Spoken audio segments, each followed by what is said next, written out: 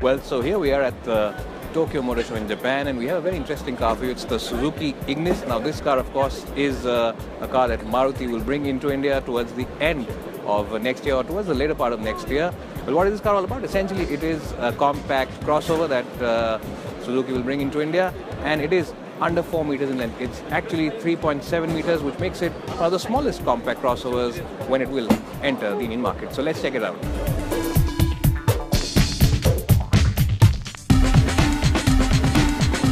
Well, even though it might be very compact on the outside, it is a very stylish car with its sculpted looks. And even though the size is small, the boot area is pretty large enough. We'll have a look at it by opening it right now.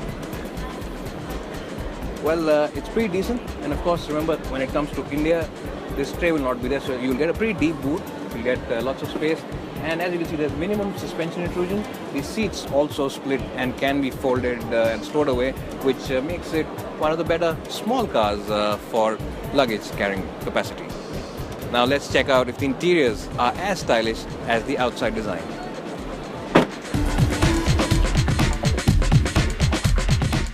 Well, so here I am now inside the cabin of the new Ignis, and as you can see, headroom is more than adequate. It's a very stylish place to be in, and the version over here that we are sitting in has this huge touchscreen device. It is of course like an iPad, which houses all the controls for this car, and this of course is something that we have seen on the newer Maruti cars like the S-Cross as well as the recently launched Baleno.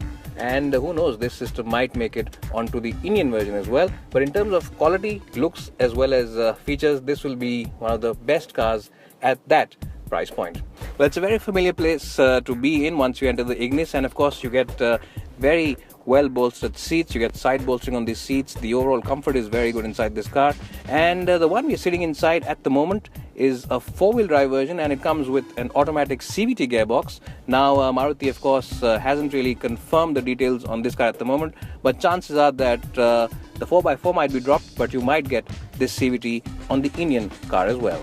Well, it's a very familiar place to be in. As I just mentioned, a lot of the switchgear, especially the power window buttons, are shared with the Swift as well as the other cars at that price point in the Maruti range. What is new though is this center console, which houses the air conditioning system controls, and as you can see, it really does look very fancy and rather upmarket for a car which will be sold at the lower point in the crossover segment. So full marks to Suzuki for giving it a very stylish and very upmarket interior.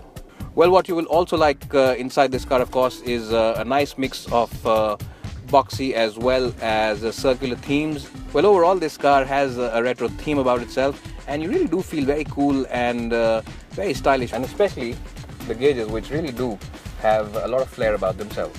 Well, so here I am in the back seat of the new Ignis now, and because it is a very tall car on the outside, it makes entering and exiting this cabin a very breezy affair.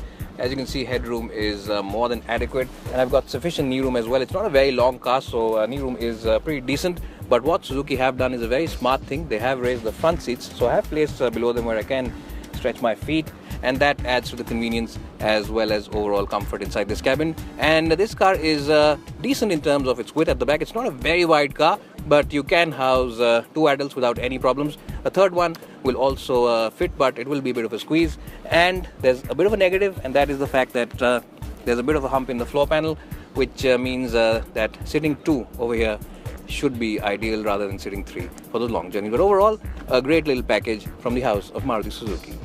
Well, but overall, it remains to be seen what specs Maruti will finally finalize for India. And it is, of course, sub 4 meters, so Maruti will get the cost benefit in India. But let's see how things add up for this car when it finally arrives in India towards the later part of next year.